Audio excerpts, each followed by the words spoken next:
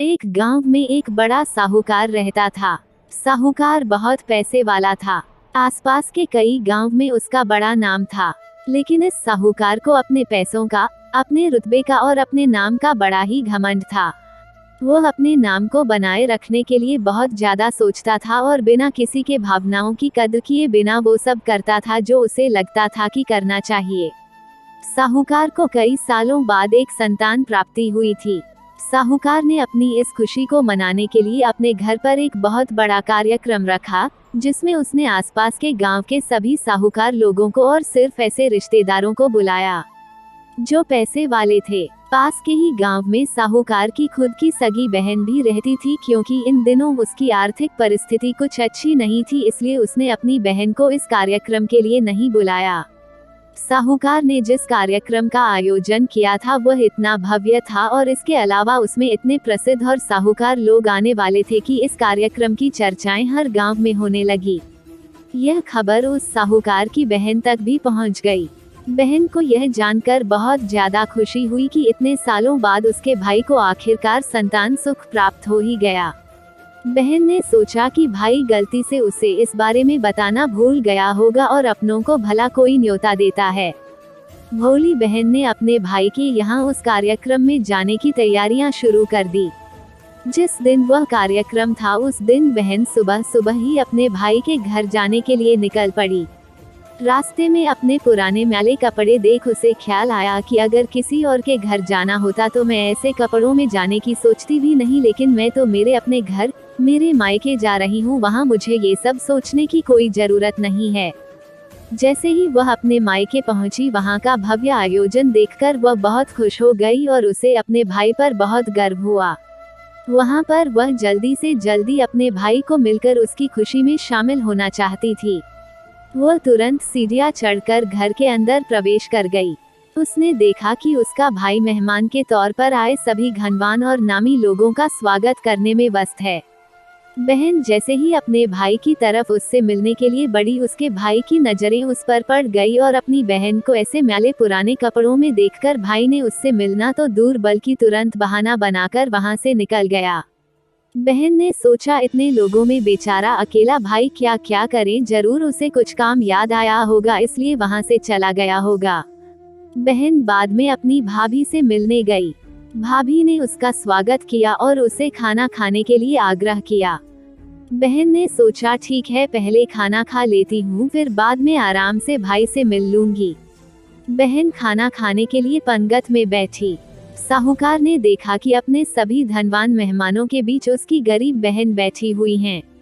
सभी कीमती पोशाक पहने लोगों के बीच उसकी बहन जो पुराने मेले कपड़े पहनकर बैठी थी, यह साहूकार से देखा नहीं गया।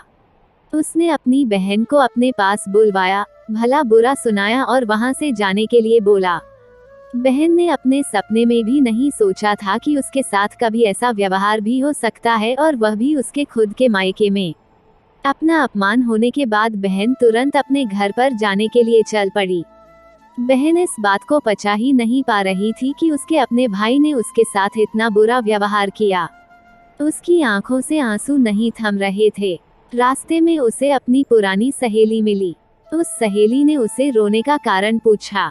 हालांकि बहन उसे कुछ भी नहीं बताना चाहती थी, लेकिन सहेली के बार बार पूछने पर उसने उसके साथ हुई सारी घटना उसे बता दी। उसकी सहेली एक समझदार महिला थी और काफी प्रैक्टिकल सोचने वाली थी।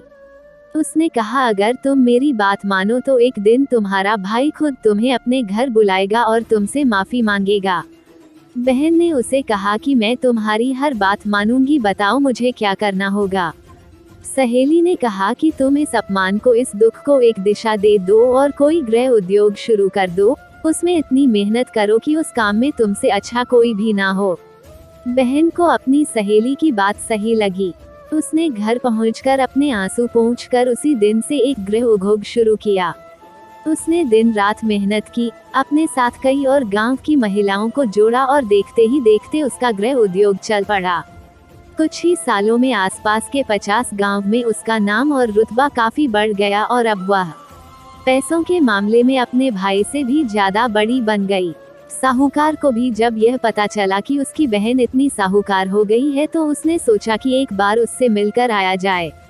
वो जब अपने बहन को उसके घर मिलने पहुंचा तो बहन ने उसका किसी राजा महाराजा की तरह स्वागत किया, उसकी पसंद का खाना खिलाया। बहन का ऐसा व्यवहार देखकर भाई को अपनी गलती का एहसास हुआ, इसलिए उसने अपनी बहन को अपने घर होने वाली पूजा के लिए आमंत्रित किया। कुछ ही दिनों बाद बहन अपने भाई के यहाँ उस पूजा के लिए पहुंच गई। जैसे ही बहन अपने भाई के घर पहुंची, साहूकार उसके स्वागत के लिए दरवाजे में ही खड़ा था। बहन अपने महंगी गाड़ी में आई थी, उसने बहुत कीमती साड़ी और उससे भी ज्यादा कीमती गहने पहन रखे थे। बहन का ऐसा ठाठ बाट देखकर सिर्फ भाई नहीं बल्कि उसका पूरा गांव दंग रह गया। भाई दौड़कर आया और बहन की गाड़ी का दरवाजा खोलकर उसे बाहर आने के लिए कहा और बड़े प्यार से उसे पूजा का प्रसाद ग्रहण करने के लिए बुलाया। बहन को इस बार 12 पकवान परोसे गए थे। चांदी की थाली में उसे खाना दिया गया था और साथ में एक सोने की चम्मच भी रखी गई थी। उसके बैठने के लिए बेशकीमती पाट रखा गया था।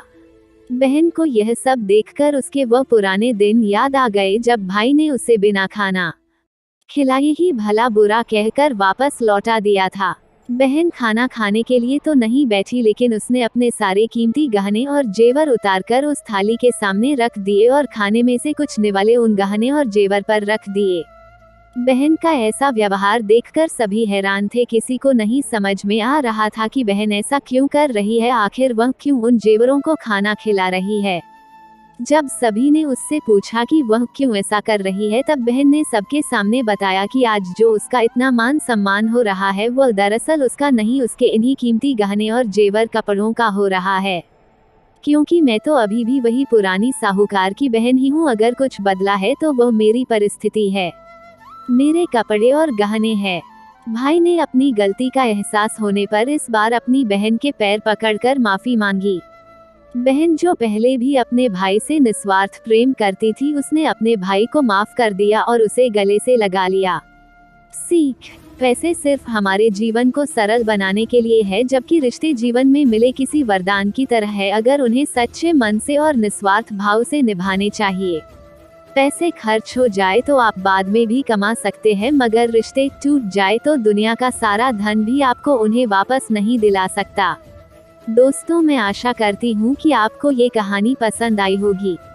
मेरी कहानी सुनने के लिए आपका बहुत बहुत धन्यवाद। कहानी अच्छी लगी हो तो लाइक और कमेंट करें और अपने दोस्तों को शेयर करें। और अगर आप नए हैं तो मेरे चैनल को सब्सक्राइब करें और बेल आइकॉन को दबाएं। हम मिलते हैं अपनी अगली कहानी में, तब तक आप अपना ख्याल रखें।